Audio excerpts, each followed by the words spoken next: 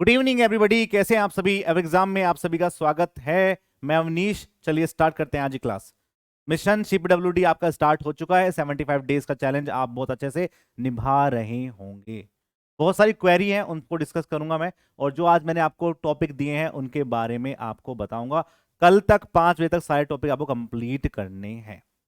अब सबसे पहले हम डिस्कस कर लेते हैं क्या है हमारा मिशन। मिशन शिपडब्ल्यूडी का #2 आज दूसरा दिन है।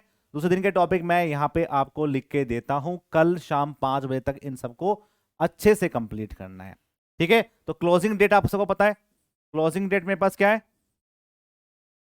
क्लोजिंग डेट मेरे पास क्या हो जाएगी इसकी? 19 तारीख, 19 जैन और 5 PM तक। 5 PM तक आपको ये सारे टॉपिक कंप्लीट करने हैं। बहुत से बच्चे ऐसे होंगे कि ये सारे टॉपिक्स को कंप्लीट नहीं कर पा रहे होंगे, उसका 70% ही कर पा रहे होंगे, तो आपको टेंशन नहीं लेने हैं। तुम्हारे भाई ने बहुत कुछ सोचा है इस बार अच्छे से, जिससे कि आपको टाइम भी मिल जाए कि मान लो कोई टॉपिक आपका छूट जाए तो बाद में उसको रिवीजन कर सकते हैं। हम जो प्रॉपर करेंगे उसके लिए आपका एक पूरा स्केड्यूल बन रहा है। हम आपको 3 दिन एक टॉपिक देंगे, जैसे मैं आपको रोज दे रहा हूं 3 सब्जेक्ट के। 3 दिन के बाद उसका एक टेस्ट लिया जाएगा, जो आपका फ्री टेस्ट होगा, जो आपके एवर एग्जाम के ऐप पर चलेगा।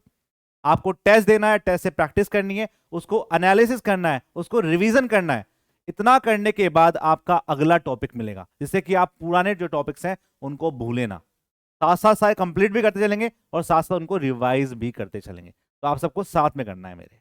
ठीक है गाइस, चलिए अब बात कर लेते हैं टॉपिक्स के। तो जो आपका #2 है, 2 सेकंड डे हम बात कर रहे हैं।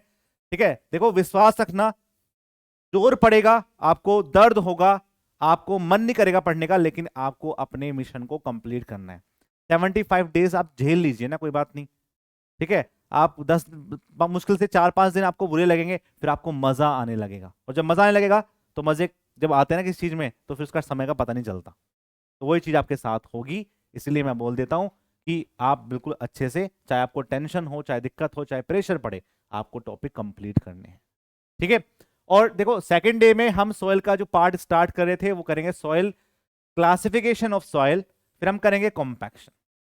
बात करते हैं सर्वेइंग की। तो आपके जो फंडामेंटल ऑफ सर्वेइंग है वो तो हम पहले कंप्लीट कर चुके हैं। लीनियर मेजरमेंट करेंगे और आपके बीएमसी में करेंगे कॉन्क्रीट टेक्नोलॉजी। इनकी सारी थ्योरी आप किसी भी कोचिंग के शॉर्ट नोट्स से, रैपुटेड नोट्स से काम कर सकते हैं, चाहे आप एग्जाम के नोट्स भी ले सकते हैं, मार्केट में बहुत से लोगों के पास है। दूसरा, क्वेश्चन प्रैक्टिस के लिए आपको पहले पीवाईक्यू क्वेश्चंस कंप्लीट करने हैं, चाहे वो एसएससी के हो, चाहे ईएससी के हो, चाहे वो आपकी एवर एग्जाम का वॉल्यूम 1 हो। उनके सारे क्वेश्चन इन वाले टॉपिक्स के लगा दीजिए। उससे क्या होगा, क्वेश्चन भी लग गए और आपकी थ्योरी भी हो गई। फिर 1 घंटा आपको रीजनिंग देना है, 1 घंटा आपको जीके जीएस देना है। ये काम रोजाना करना है, चाहे आप रीजनिंग में कुछ भी पढ़ो, चाहे आप शॉर्ट टेस्ट दो, चाहे आप कोई टॉपिक पढ़ रहे हैं उसके क्वेश्चन लगा रहे हैं, चाहे आप अपने प्रीवियस ईयर पेपर लगा रहे हैं, लेकिन रीजनिंग का 1 घंटा जरूर निकालो करने के लिए। और ऐसे ही आपका जीके जीएस वाला पार्ट भी रोजाना 1 घंटे कुछ ना कुछ कुछ ना कुछ कुछ ना कुछ। और जो भी आप इसमें पढ़ रहे हैं जीके जीएस में, उसको लिखो हाथ से। जब लिखोगे तो चीजें आपकी ज्यादा याद रहेंगी। उसके बाद यदि आपके पास एक टाइम बचता है जब आप सोने जा रहे होंगे, तो उससे पहले 1 घंटा आपको रिवीजन टॉपिक करने हैं जो आपने कल पढ़े थे। उसमें भी आप अपना एक टॉपिक उठा लेना है, कोई भी जो मैंने आपको कल कराया था। जैसे मैंने कल आपको ओरिजिन ऑफ सॉइल कराया था, तो उसको एक बार देख लिया कि क्या क्या इसके अंदर था, क्या क्या था, कहां पे गलती हुई मेरी, कौन कौन से मैंने क्वेश्चन लगाए थे, कहां दिक्कत हुई थी। फटाफट उसको 1 घंटे के अंदर सब कुछ कंप्लीट कर लेना है जो मैंने कल पढ़ा था।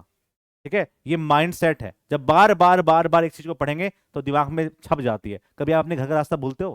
क्योंकि आप अपने घर रोज जाते हो, क्योंकि आप अपने घर से रोज निकलते हो, इसलिए हमें कभी भी अपने घर का रास्ता नहीं भूलते हैं। इसलिए ये भी आपकी थ्योरी है, जब इसको आप बार बार मल्टीपल रिवीजन करेंगे तो चीजें आपकी याद हो जाएंगी। अब मेरा जो काम है वो ये है, जो मैं आपको आज यहां पे आया हूं, उसका मेन कारण यही है कि भाई हमें जो काम करना है वो ये करना है कि जो जो टॉपिक्स मैंने आपको दिए हैं, जो जो टॉपिक्स मैंने आपको दिए हैं, उन टॉपिक्स में से कौन कौन से टॉपिक ऐसे हैं जहां से क्वेश्चन बन सकता है, उसको मैं डिस्कस करता हूं। सबसे पहले हम क्लासिफिकेशन ऑफ सॉइल की बात करेंगे। तो क्लास जब आप पढ़ेंगे ना इसको, तो आपको ये ध्यान रखना है कि इन इन टॉपिक से क्वेश्चन बना है। क्लासिफिकेशन ऑफ सॉइल की जब आप बात करेंगे तो उसमें सिस्टम होते हैं। जैसे हम बात करते हैं यूनिफाइड सॉइल क्लासिफिकेशन सिस्टम क्या होता है। यूनिफाइड सॉइल क्लासिफिकेशन सिस्टम होता क्या है, यहां से टॉपिक में क्वेश्चन बनते हैं। कैसे ग्रैंड ने इसको कैसे क्लासिफाइड करा था। फिर आपका स्टैंडर्ड, जो इंडियन स्टैंडर्ड है उसकी वैल्यू के बारे में बात करेंगे। इंडियन स्टैंडर्ड, इंडियन स्टैंडर्ड के बारे में बात करेंगे। फिर इनकी जो नोटेशन है वो आपको बताना चाहिए। जैसे हम बोल देते हैं वेल ग्रेडेड ग्रेवल है तो उसकी वैल्यू 4 से बड़ी होनी चाहिए। हम बोल देते हैं वेल ग्रेडेड सैंड है तो उसकी वैल्यू 6 से बड़ी होनी चाहिए। ठीक है, फिर इसमें कोर्स ग्रेन सॉइल को हम कैसे क्लासिफाई करते हैं? कोर्स ग्रेन सॉइल को हम ये बोलते हैं ना कि 4.75 mm की सीव के ऊपर जो पार्टिकल आपके रिटेन्ड हुए और 75 माइक्रोन की जो सीव है उसके ऊपर जो रिटेन्ड हुए, उसके हिसाब से हम इसको ग्रेवल और सैंड क्लासिफाई करते हैं। ठीक है, ये आपकी कोर्स ग्रेन सॉइल का क्लासिफिकेशन सिस्टम होता है। दूसरा, यदि मैं बात करूं इसमें इसी कंडीशंस में कि यहां पे यदि आप फाइन ग्रेन सॉइल को क्लासिफाइड करेंगे, फाइन ग्रेन सॉइल को, तो उसके लिए आप प्लासिड चार्ट को यूज करते हैं। ठीक है, जिसको हम ए लाइन बोलते हैं, ए लाइन। उस ए लाइन की इक्वेशंस में हम आईपी की वैल्यू को कैलकुलेट करते हैं, 0.73 लिक्विड लिमिट माइनस के 10, ठीक है, लिक्विड लिमिट माइनस के 20, और एक आपका आईपी जो होता है वो आपका होता है लिक्विड लिमिट माइनस के प्लास्टिक लिमिट। और यहीं से हमारा जो ग्राफ बनता है उस पर हम चेक करते हैं कि जो ऊपर बना है तो क्ले होगा, नीचे बना है तो आपका सिल्ट होगा, या फिर आपकी ऑर्गेनिक सॉइल हो जाएगी। ठीक है, ऐसे हम इसको क्लासिफाई करते हैं। उसमें भी आपकी लिक्विड लिमिट पर डिपेंड करता है कि लिक्विड लिमिट की वैल्यू कितनी है, उसके हिसाब से हम बोलते हैं कि आपकी जो सॉइल है वो लो कंप्रेसिबल है, इंटरमीडिएट कंप्रेसिबल है, या फिर हाई कंप्रेसिबल सॉइल है। उसके बिहाफ पे हम इसको क्लासिफाइड करते हैं। ये सारा क्लासिफिकेशन पाया जाता है सॉइल का, तो उसके अंदर आपको ये सब पढ़ने हैं, और साथ में जब आप क्वेश्चन लगाएंगे तो ज्यादा अंडरस्टैंडिंग रहेगी। दूसरा हम बात कर लेते हैं इसमें, जो आपका फर्स्ट टॉपिक तो मैंने आपको ये दिया था, सेकंड टॉपिक की मैं बात कर लेता हूं। सेकंड टॉपिक है आपके पास कॉम्पैक्शन। यदि मैं कॉम्पैक्शन की बात करूं तो आपको पता होना चाहिए कि कॉम्पैक्शन और कंसोलिडेशन में क्या डिफरेंस होता है। कॉम्पैक्शन और कंसोलिडेशन में क्या डिफरेंस, पहली सिंपल बात आपको ये पता होनी चाहिए। पहली बात तो यही पता होना चाहिए। फिर इसमें हम डिफरेंट टाइप के टेस्ट करते हैं, उसमें सबसे पहला नाम पे आता है प्रोक्टर टेस्ट। वो भी दो तरह का होता है, एक तो होता है सिंपल, इसको बोलते हैं स्टैंडर्ड वाला, और एक आपके पास होता है मॉडिफाइड वाला। उन दोनों के बारे में आपको पता होना चाहिए। फिर उसमें जो हम ग्राफ बनाते हैं ना, वो ये ग्राफ बनाते हैं, इस ग्राफ में कहाँ पे आपका ऑप्टिमम मॉइस्चर कंटेंट होता है, कहाँ पे आपको गामा डी मैक्स मिलता है, ये पता होना चाहिए। फिर इसकी वैल्यू कैसे इंक्रीज करती है यदि आप अपनी एनर्जी को E1 से E2 बढ़ा रहे हैं। ठीक है, E2 की एनर्जी आपकी E1 से बड़ी है तो आपका जो OMC यदि 1 है ये, और ये आपका OMC2 है, तो ये कैसे डिक्रीज और इंक्रीज करता है, तो OMC2 is less than OMC1, ये आपको पता होना चाहिए। ठीक है, अब जब हम मॉडिफाइड प्रोडक्ट टेस्ट यूज करते हैं, इसके साथ साथ हम इंडियन स्टैंडर्ड पे भी काम करते हैं। जब हम इंडियन स्टैंडर्ड पे काम करते हैं तो दोनों में रिलेशन क्या बनता है, उसमें हम जो हैमर यूज करेंगे उसका वेट, नंबर ऑफ लेयर कितनी होती है, ठीक है, फ्री फॉल कितना होता है, ये छोटे छोटे क्वेश्चन आपके एग्जाम में बनते हैं, ये सभी आपके टिप्स पे होने चाहिए। क्लियर सभी को? बात ध्यान रखेंगे तो स्टैंडर्ड और मॉडिफाइड प्रोडक्ट टेस्ट आपको दोनों पता होने चाहिए। फिर डिफरेंट टाइप की सॉइल का जो बिहेवियर होता है वो अलग अलग होता है। मान लो कल को आपकी CH सॉइल है, ठीक है, फिर इसका ऐसा बिहेवियर, इस ऐसा बिहेवियर, ऐसा बिहेवियर, ऐसा बिहेवियर, यहाँ पे आपका वाटर कंटेंट है, यहाँ पे आपका गामा डी है। ठीक है, तो डिफरेंट टाइप की जो सॉइल होती हैं उनका बिहेवियर क्या है कॉम्पैक्शन के टाइम पे, ये आपको पता होना चाहिए। जैसे हम यहाँ पे CH की बात करते हैं, फिर हम Cl की बात करते हैं, फिर हम यदि वेल ग्रेडेड ग्रेवल की बात करेंगे तो उस केस में वाटर कंटेंट और मॉइस्चर कंटेंट का क्या रिलेशनशिप बनती है, ये पता होना चाहिए। ये क्वेश्चन एग्जाम में आजकल मेंस में बने थे, तो ऐसे क्वेश्चन आपके बनते हैं यहाँ से। ठीक है, और कैसे क्वेश्चन बनेंगे, और क्वेश्चन बनेंगे आपके टाइप्स ऑफ इक्विपमेंट पे। Types of equipment, types of equipment पे आपके क्वेश्चन बनते हैं। जैसे रैमर कहां पे यूज करेंगे, वाइब्रेटर कहां पे यूज करेंगे, कीप फुट रोलर कहां पे यूज करेंगे, कीप फुट रोलर कहां पे यूज करेंगे, न्यूमेटिक रोलर कहां पे यूज करेंगे। ठीक है, रैमर और टेम्पर्ड कहां पे यूज करेंगे, टेम्पर कहां पे यूज करेंगे, ये सारी चीजें आपको पता होनी चाहिए। एग्जाम में एक क्वेश्चन आपको ये दे के जाएगा। ठीक है, तो जब आप पढ़ रहे होंगे इसकी थ्योरी, तो इन टॉपिक्स को आप जरा ध्यान से पढ़ेंगे क्योंकि यहां से क्वेश्चन हर बार बने हैं। फिर जब आप इस पूरी थ्योरी पढ़ लेंगे तो यहां पे दो तरह की थ्योरी काम करती है, एक को हम बोलते हैं लुब्रिकेशन थ्योरी।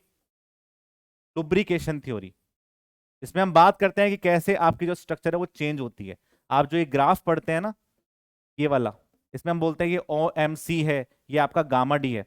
तो इस बात पे क्वेश्चन बनते हैं कि जो आपकी स्ट्रक्चर है वो OMC से पहले, इसको हम बोलते हैं dry side of the optimum, dry side of optimum, optimum, और इसको हम बोलते हैं wet side of the optimum, wet side of optimum. तो यहां से आपके एग्जाम में क्वेश्चंस बनते हैं।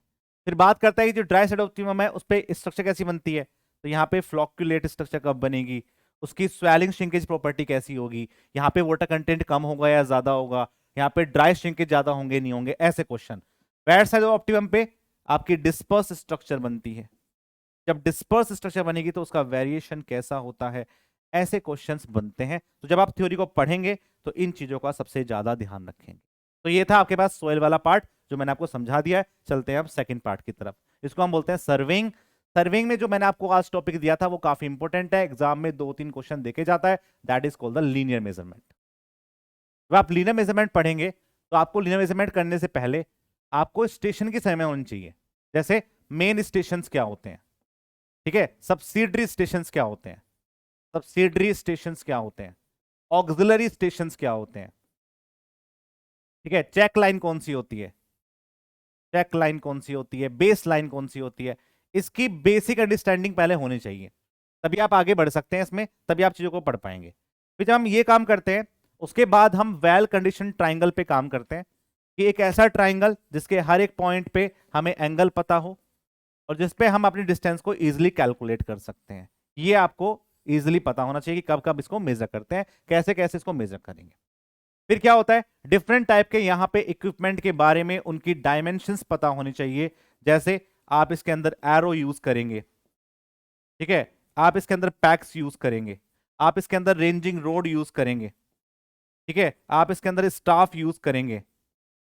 तो इन सब के बारे में इंफॉर्मेशन पता होनी चाहिए कि स्टाफ कैसे मेजरमेंट करता है, उसका लीस्ट काउंट क्या होता है, क्या डायमेंशंस है, एरो जब बनता है उसका डायमीटर कितना होता है, ये सारी चीजें पता होनी चाहिए, ठीक है। या फिर आप टेप यूज कर रहे हैं, ठीक है, जैसे आप यहाँ पे ये मेथड यूज कर रहे हैं वैसे हम आपके पास कुछ डायरेक्ट मेजरमेंट भी करते हैं, जैसे आप पैसोमीटर यूज करेंगे, आप पैसोमीटर यूज करेंगे, पैसोमीटर यूज करेंगे, आप पैब्लोमीटर यूज करेंगे, पैब्लोमीटर, इन सब के बारे में आपको इंफॉर्मेशन स्टार्टिंग में होनी चाहिए। फिर जब हम इक्विपमेंट यूज करते हैं तो हम डिफरेंट टाइप के इक्विपमेंट यूज करते हैं to set out the right angle, ठीक है, या फिर डिस्टेंस मेजरमेंट करना है या फिर लेंथ मेजरमेंट करना है, तो ये सब आपको पता होना चाहिए। जैसे आप कभी चेन से मेजरमेंट कर रहे हैं तो चेन का स्टैंडर्ड वैल्यू क्या होती है, कितने मीटर की चेन हम यूज कर रहे हैं, उसमें टैलीज कहां कहां पे लगे होते हैं, उन टैलीज की शेप कैसी होती है। यदि आप टेप को यूज कर रहे हैं तो उस टेप में डिफरेंट टाइप के टेप होते हैं, आप मेटालिक टेप को यूज करेंगे, आप लिनन का टेप यूज करेंगे, तो उसकी क्या क्या दिक्कत है, उसमें किस मटेरियल से मिलकर बना होता है, या फिर इनवर्ट टेप आप यूज कर रहे हैं, तो इन सब के बारे में आपको स्पेशल वैल्यूज पता होनी चाहिए कि कैसे कैसे यूज कर रहे हैं, कौन सा आपका बेस लाइन के लिए मेजरमेंट के लिए यूज किया जाता है। ये छोटे छोटे क्वेश्चंस बनते हैं, ठीक है। फिर हम सेट आउट करते हैं राइट एंगल पे, यदि आपको सेट आउट करना है राइट एंगल पे तो आप डिफरेंट टाइप के ऑफसेट्स यूज करते हैं, तो उन ऑफसेट के बारे में पता होने चाहिए कि आप सिंपल ऑफसेट यूज कर रहे हैं, इसको हम परपेंडिकुलर ऑफसेट बोलते हैं, या फिर आपका ऑब्लिक ऑफसेट है, इसके बारे में पता होना चाहिए, या फिर आप यहाँ पे यूज कर रहे हैं क्रॉस स्टाफ, इसको हम बोलते हैं ओपन क्रॉस स्टाफ, इसमें आप प्रिज्म स्क्वायर यूज कर रहे हैं, प्रिज्म स्क्वायर यूज कर रहे हैं, या इसमें आप ऑप्टिकल ऑप्टिकल स्टाफ यूज कर रहे हैं, इन सब के बारे में पता होना चाहिए कि कितना कितना एंगल बनता है, कहां पे वेरिएशंस बनते हैं, ये सारी चीजें पता होनी चाहिए। इनके बाद हम यहां पे करेक्शंस लगाते हैं, करेक्शंस लगाते हैं, ये करेक्शन से आपके एग्जाम में क्वेश्चन बनेगा, जैसे टेम्परेचर करेक्शन आप लगाएंगे, जैसे आप मीन सी लेवल करेक्शन लगाएंगे, आप यहां पे मिस अलाइनमेंट का करेक्शन लगाएंगे, मिस अलाइनमेंट का करेक्शन लगाएंगे, इसमें आप लीनियर मेजरमेंट करेंगे तब करेक्शन लगाएंगे, इसमें आप सैक करेक्शन लगाएंगे, ठीक है, सैक करेक्शंस लगाएंगे, ये सारे पता होने चाहिए। जैसे सैक करेक्शंस हम यूज करते हैं तो W square L by 24 P square का भी यूज करेंगे, या W square L square upon P square, L cube होगा ये, L cube upon 24 P square का भी यूज करेंगे। ये सारी बातें आपको पता होनी चाहिए, ठीक है, तभी आप इसमें कर सकते हैं, आगे बढ़ सकते हैं, चीजें आपको पता होंगी ढंग से कि कैसे करना है इसमें, तभी चीजें अच्छे से हो सकती हैं, ठीक है भाइयों, क्लियर सभी को। अब चलते हैं आपके पास, जैसे आपने लीनियर मेजरमेंट में काम किया, अब हम चलते हैं थर्ड टॉपिक। थर्ड टॉपिक था आपका बीएमसी, बीएमसी में था आपके पास कॉन्क्रीट टेक्नोलॉजी। कॉन्क्रीट टेक्नोलॉजी काफी इंपॉर्टेंट टॉपिक है, यदि आपको पढ़ना है तो मैंने यूट्यूब पे सारे लेक्चर डाल दिए इसके, कॉन्क्रीट टेक्नोलॉजी, ठीक है, कंक्रीट टेक्नोलॉजी में मैंने आपको 2 लेक्चर दिए हैं, 2 लेक्चर दिए हैं अभी, कल परसों ही दिए हैं आपको 2 लेक्चर। उन लेक्चर्स को सारे को कंप्लीट करिए अच्छे से, तो चीजें आपके आसान तरीके से हो जाएंगी, आपको याद रहेंगी सारी चीजें। जैसे इसमें सबसे पहले आता है कि आप जो कंक्रीट एनर्जी में यूज कर रहे हैं, तो उस केस में टाइप ऑफ कंक्रीट कौन कौन सी होती हैं। ठीक है, बहुत सारे टॉपिक है कंक्रीट के अंदर, टाइप ऑफ कंक्रीट कौन सी है। जो आप मिक्स डिजाइन पढ़ते हैं, मिक्स डिजाइन 10262, उसके स्पेसिफिकेशन आपको पता होनी चाहिए। ठीक है, फिर इसके अंदर यदि मैं बात करूं, तो आपके पास जो इसमें हम बोलते हैं कि ऑर्डिनरी ग्रेड कौन कौन से होते हैं, ऑर्डिनरी ग्रेड कौन कौन से होते हैं, इसके बारे में पता होने चाहिए। ठीक है, या फिर आपके हाई स्ट्रेंथ ग्रेड कौन कौन से होते हैं, वो आपको पता होने चाहिए। ठीक है, फिर इसमें हम बात कर लेते हैं कि आप अपने कंक्रीट की कंप्रेसिव स्ट्रेंथ कैसे कैलकुलेट करेंगे, कंप्रेसिव स्ट्रेंथ कैसे कैलकुलेट करेंगे, उसकी टेंसाइल स्ट्रेंथ कैसे कैलकुलेट करेंगे, उसकी स्प्लिटिंग स्ट्रेंथ कैसे कैलकुलेट करेंगे, ये सब पता होना चाहिए। सबके एक मेथड्स हैं, याद होने चाहिए सारे सारे। फिर हम बात करते हैं फैक्टर अफेक्टिंग कंक्रीट, कौन कौन से फैक्टर्स अफेक्ट करते हैं। उसमें वाटर सीमेंट रेशो पे क्वेश्चन बनता है, उसमें एब्रेम लो होता है, वो बताता है कि जो आपकी कंप्रेसिव स्ट्रेंथ है वाटर सीमेंट रेशो के इनवर्सली प्रोपोर्शनल होता है। दूसरा, एग्रीगेट सीमेंट रेशो पे डिपेंड करता है। फिर साइज ऑफ एग्रीगेट पे डिपेंड करता है, size of aggregate, shape of aggregate क्या है मेरे पास, शेप ऑफ एग्रीगेट। ठीक है, उसकी ग्रेडिंग क्या है, उसका टेक्सचर क्या है, इन सब पे क्वेश्चन आपके एग्जाम में बनते हैं। तो जब आप पढ़ोगे तो इन चीजों के बारे में सबसे ज्यादा आपको अच्छे से पता होना चाहिए। फिर इसमें एक टर्म आता है, इसको बोलते हैं वर्कैबिलिटी। वर्कैबिलिटी को मेजर करने के बहुत सारे तरीके होते हैं। वर्कैबिलिटी को जैसे आपने नाम सुना होगा स्लम्प टेस्ट, तो जब स्लम्प कौन यूज करते हैं तो कितनी लेयर में करते हैं, कितने नंबर ऑफ ब्लोज होते हैं, लेंथ क्या होती है, टैंपिंग रोड जो यूज करेंगे उसकी लेंथ क्या होगी, डायमीटर कितना होगा। ठीक है, या फिर कॉम्पैक्टिंग फैक्टर टेस्ट करते हैं तो उसकी डायमेंशन क्या होगी, उसकी फिगर कैसी होगी, क्योंकि आजकल क्वेश्चन फिगर भी बन रहे हैं। फिर हम बात कर लेते हैं इसमें वीबी टेस्ट, वीबी कंसिस्टोमीटर इसको बोलते हैं, वीबी कंसिस्टोमीटर, कंसिस्टोमीटर। ठीक है, या फिर आपके पास वीबी कंसिस्टोमीटर के बारे में, या फिर आप फ्लो टेबल टेस्ट कर रहे हैं, तो ये सारे सारे वर्कैबिलिटी को चेक करते हैं। ये सब चीजें आपको अच्छे से पता होनी चाहिए। फिर हम इसमें बात कर लेते हैं कि जब हम आपकी कंक्रीट को बनाते हैं, तो जब हम 10262 ग्रेड को यूज करेंगे, तो उसके इसमें आप टारगेट मीन स्ट्रेंथ को कैलकुलेट करते हैं एफसी के प्लस के 1.65 इंटू डेल्टा। तो यहाँ पे जो स्टैंडर्ड डेविएशन है उसकी वैल्यू कितनी कितनी होती है। ठीक है, या उसका जो ग्राफ है वो कैसा बनता है, कहाँ पे मैक्सिमम एफ एम होगी, यहाँ पे एफ सी के होगी, कैसे ये बीच की वैल्यू को वेरिएशन करता है, ये पता होना चाहिए। ठीक है, फिर आप जब कंक्रीट को यूज करेंगे तो उसके अंदर आपको ऑर्गेनिक मैटर मिलेंगे, ऑर्गेनिक सॉलिड मिलेंगे, सस्पेंडेड सॉलिड मिलेंगे, सस्पेंडेड सॉलिड मिलेंगे, सल्फेट मिलेंगे, क्लोराइड मिलेंगे, क्लोराइड मिलेंगे। इनकी सबकी डायमेंशंस, इनकी सबकी जो वैल्यू आती है मिलीग्राम पर लीटर में, पीपीएम में, वो वैल्यू आपको याद होनी चाहिए। एग्जाम में उस वैल्यू पे क्वेश्चन बनते हैं। ठीक है, उस वैल्यूज पे भी आपके एग्जाम में क्वेश्चन बनेंगे। फिर इसके अलावा इसमें नॉन डिस्ट्रक्टिव टेस्टिंग भी की जाती है। उसमें अल्ट्रासोनिक पल्स वेलोसिमीटर सबसे ज्यादा इंपॉर्टेंट है, उसकी पूरी जो टेबल है वो आपको याद होनी चाहिए। ये आपका E/P पे काम करता है, ये आपको पता होना चाहिए। फिर रिबाउंड हैमर टेस्ट आपको पता होना चाहिए, rebound hammer test. Maturity test क्या होता है, मैच्योरिटी। पुल आउट टेस्ट क्या होता है, pull out test, pull out test. ठीक है, ये सब आपको पता होना चाहिए। क्लियर है। फिर आपकी बात आती है यहाँ पे ड्यूरेबिलिटी, कि आपकी जो कंक्रीट है उसकी ड्यूरेबिलिटी क्या होती है। फिर जो आप क्यूरिंग करते हैं तो क्यूरिंग क्या होता है, कौन कौन से प्रोसेस पे काम करते हैं।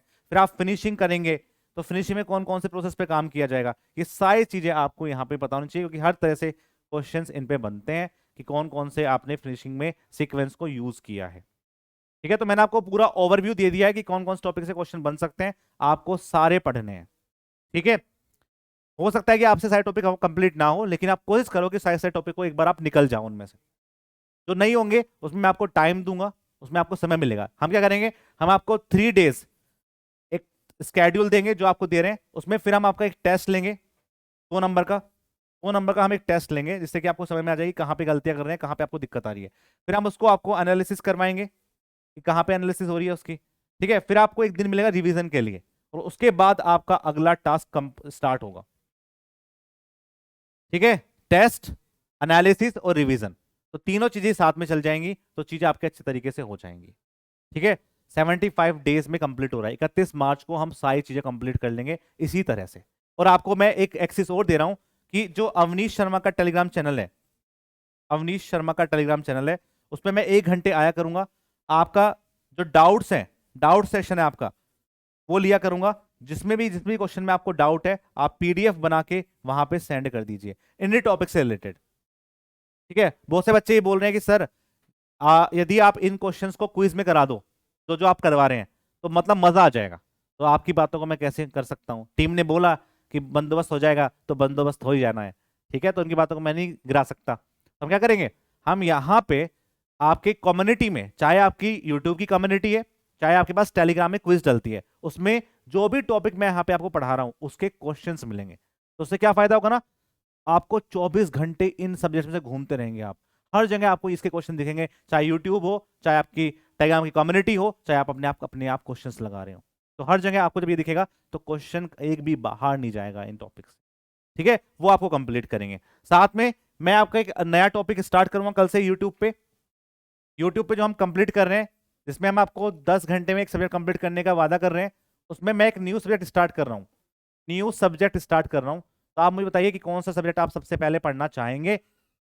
तो मैं चाहूंगा कि जो हम पढ़ा रहे हैं इनमें से हो जाए। बीएमसी में करवा चुका हूं पहले, तो मैं चाहता हूं कि आपका पहले यहाँ पे हम जो स्टार्ट कर दें वो आपका सॉइल कर दें। तो सॉइल के टॉपिक बड़े भी हैं तो चीजें आपकी आसान तरीके से 10 क्लास के अंदर कंप्लीट हो जाएगी रोजाना, प्रैक्टिस के सेशन की तरह। ठीक है भाइयों, तो 75 डेज के चैलेंज में मैंने आपको समझा दी है चीजें अच्छे से, जिससे कि आपको चीजें अच्छे से समझ में आ जाए और इन पे आप काम कर सके। ठीक है, जो बच्चे अपने आप नोट्स से प्रोवाइड नहीं कर पा रहे हैं, नोट्स से नहीं पढ़ पा रहे हैं, तो वो बैच भी में भी एक्सेस ले सकते हैं। आप इस बैच को परचेज कर सकते हैं 2399 में। इसमें आपको विद बुक मिलेगा।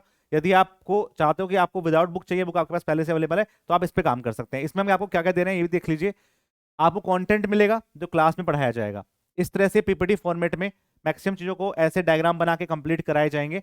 फिर बिल्कुल अच्छी सी थ्योरी जो आपके एग्जाम में आ सकती है, फिर उसके तुरंत बाद क्वेश्चंस जो आपके प्री में काम आएंगे, फिर उसका सॉल्यूशन, फिर उसमें कूट बना के जो आपके मेंस में आते हैं वो क्वेश्चंस, फिर आपके ऐसे स्टेटमेंट वाले क्वेश्चंस। और साथ में सबसे बड़ी बात, क्लास में क्वेश्चन करवाने का मतलब ये नहीं होता कि खत्म हो गया, आप घर से भी सेल्फ प्रैक्टिस क्वेश्चन कर सकते हैं। 300-400 क्वेश्चंस आपको हर एक सब्जेक्ट में मिलते हैं घर से प्रैक्टिस करने के लिए। और सिर्फ क्वेश्चन नहीं मिलते, उनके सॉल्यूशन भी डिटेल में मिलते हैं, इससे आपको चीजें याद रहे। ठीक है, तो ये आपका 75 डेज का चैलेंज है, आप इसको अच्छे से एक्सेप्ट करिए, कंप्लीट करिए। और जो बच्चे पहला कंप्लीट कर चुके हैं अच्छे से, और उनमें आपको जहां जहां पे कोई दिक्कतें आई हैं, वो आप अपने YouTube के कमेंट सेक्शन के अंदर लिख लीजिए कि कौन कौन से टॉपिक पे आप, कौन कौन से टॉपिक से आपको डाउट आए हैं। तो जब भी आप उस क्लास को देखेंगे ना, तो आपको पता होगा कि मेरे यहाँ पे डाउट आए थे, और फिर यदि कॉमन डाउट रहेंगे तो मैं उन चीजों पे काम कर लूंगा। तो आपको क्या करना है, क्लास खत्म होने के बाद जब आप देख रहे होंगे उसको, तुरंत बाद आपने जो आपका टास्क 1 कंप्लीट किया था, उसमें जो टॉपिक में आपको दिक्कत आ रही है वो लिख दीजिए, तो चीजें आपकी आसान तरीके से हो जाएंगी। और कोई पीडीएफ चाहिए या कोई आपको ड्राइव पे एक्सेस चाहिए तो मुझे बता देना, मैं आपको दे दूंगा। ठीक है, मिलते हैं फिर आपके नेक्स्ट क्लास के अंदर, तब तक के लिए बाय बाय, जय हिंद जय भारत। बिल्कुल अच्छे से करना, ठीक है।